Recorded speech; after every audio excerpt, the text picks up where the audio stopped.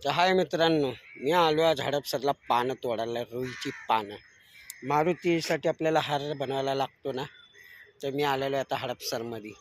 मागचे परिसर तुम्ही बघू शकता, फुल झाडं, काटे बिटे तर नाही या साईडला. तुम्हाला समोरून दाखवतो मी. ये बघा, या रुईचे झाडं असतात, ह्याच्यामध्ये आलेले असतं. भीती तर खूप वाटतात झाडांमध्ये पाय बियटन टाकायला.